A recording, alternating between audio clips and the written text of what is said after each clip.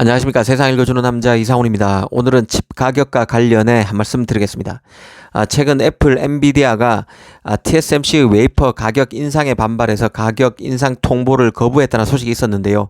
그리고 얼마 뒤 대만 언론 중심으로 애플이 결국 TSMC의 3% 칩 가격 인상안을 수용했다는 보도가 나왔습니다. 이 한바탕 해프닝으로 끝난 것 같지만 이번 소동엔 많은 시사점이 담겼다는 생각입니다.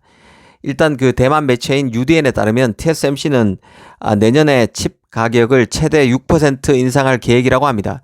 그러면서 UDN은 TSMC가 16나노 이상 등 성숙 공정의 제조 원가는 15에서 20% 가량 상승 요인이 있고 7나노 미만의 최첨단 공정의 경우는 제조 원가 상승폭이 10%에 이르지만 내년에 칩 수주 단가 인상은 적게는 3%, 크더라도 6% 수준일 것이라고 설명했습니다.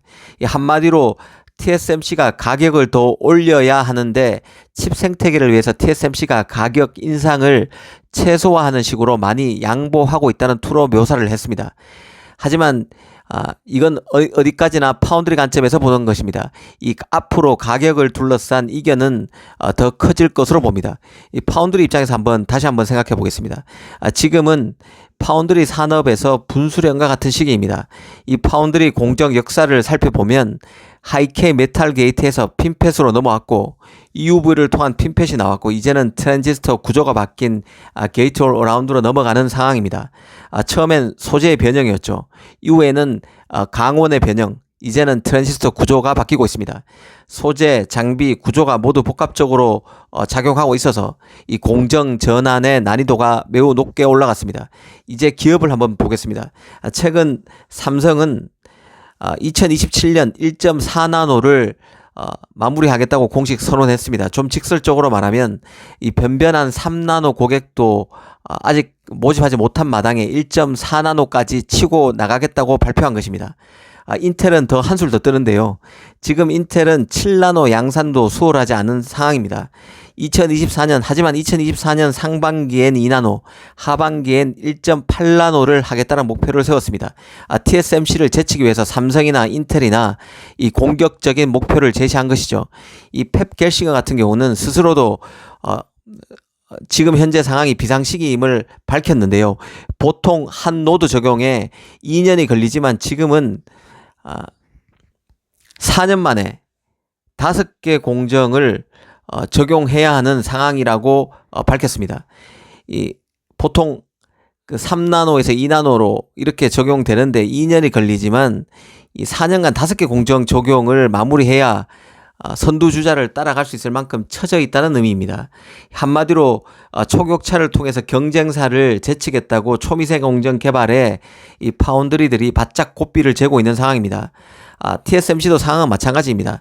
선두주자지만 3나노 같은 경우는 양산이 1차 3나노 노드 같은 경우는 삼성에 뒤졌죠. 그리고 5개 공정으로 나눈 3나노의 경우도 파생 공정 같은 경우는 아직 로드맵 자체도 제대로 제시하지 않고 있는 상황입니다. 그만큼 개발 상황이 만만치 않다는 의미도 되겠고 팹리스를 이 3나노를 활용할 팹리스를 모집하는 것도 쉽지 않은 과제임을 보여주는 것입니다.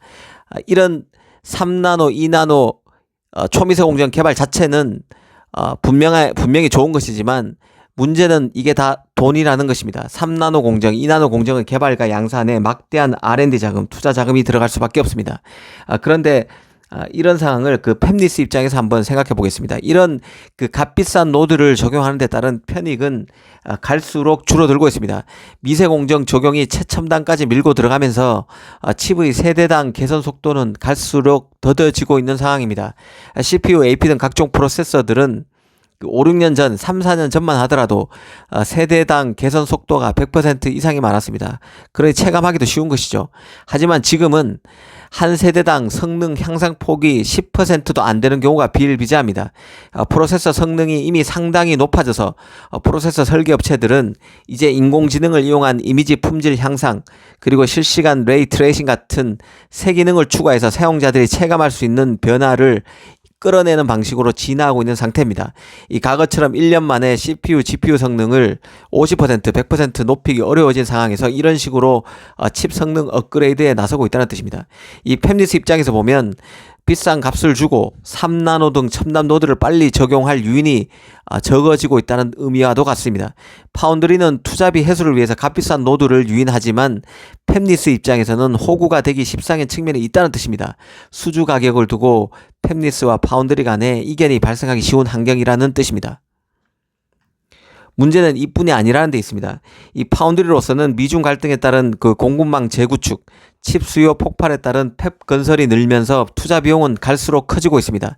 TSMC 삼성 입장에서는 장비 업체에게는 수주 가격을 내려달라고 압박하고 팹리스에게는 칩 가격을 올리는 식으로 투자 비용 증가에 따른 부담을 다른 업체에 전가하는 게 유리합니다. 팹리스 입장에서는 경기 침체 국면에서 미중 갈등으로 중국발 수요가 크게 줄어서 전반적 수요 감소에 시달리는 상황입니다. 이런 판국에 파운드리마저 갑질을 하니 열을 받을 수밖에 없는 상황입니다. 이런 과정에서 마찰과 갈등이 표변화되기 쉬운 상황이죠. 물론 파운드리가 팹리스를 압박만 하는 것은 아닙니다. TSMC 같은 경우는 그간 순수 파운드리로서 축적된 노하우로 팹리스의 부담을 덜어져 왔습니다. 가령 16나노와 14나노 같은 경우는 거의 비슷한 라인 구성으로 꾸려서 팹리스들이 설계의 일부만 고치면 되도록 배려하고 있습니다. TSMC가 7나노 공정을 EUV가 아닌 그 ARF 공정으로 꾸린 것이나 이 3나노를 게이트 올 어라운드가 아닌 기존 핀팻을 고수하는 것도 팹리스 입장에서는 도움이 되는 것이죠. TSMC로서는 신공정을 구축하면서도 큰 돈을 들이지 않는다는 뜻이고 고객 입장에서도 이전 공정을 최대한 살린 신공정이기 때문에 설계 부담이 덜합니다. 이게 바로 TSMC의 경쟁력입니다. 이 TSMC보다 브랜드급이 떨어지는 다른 파운드리들은 수주 가격 자체를 낮춰서 팹리스를 유혹하고 있습니다. 가령 같은 노드라도 TSMC 그 라인을 활용하면 다른 파운드리보다 칩 제작 가격으로 더 많은 돈을 지불해야 합니다. 일전에 그 디지타임스가 과거에 28나노 칩 수주 가격을 제시한 적이 있습니다. 파운드리별로 제시를 했는데요. 이 TSMC가 제시하는 그 칩 수주 가격은 같은 대만의 UMC나 미국의 글로벌 파운드리 수주 가격보다 크게는 33%, 작게는 14%가량 비쌌습니다. 특히 그 중국의 SMIC와 비교해서는 TSMC의 제시 가격이 절반 이상 50% 이상이나 비쌌습니다. 작아도 30% 가까이 비쌌는데요. 이 디지타임스가 제시한 가격이 맞다고 확신할 수는 없지만 대체적인 가격 수준은 얼추 맞을 것으로 봅니다. 이처럼 그 파운드리마다 가격 차이가 나는데요. 이 경기 침체기에 오면 이런 것들을 지렛대로 영업에 나서는 곳들이 나올 것입니다. 지금은 그야말로 칩 산업의 변혁기입니다. 기술적으로도 트랜지스터의 변형이 적용되고 있고 지경학적으로는 반도체가 전략 자산이 되면서 칩 산업이 정치적 산업이 돼버렸습니다. 공급망이 달라지고 있고 보호주의가 노골적으로 득세하고 있습니다.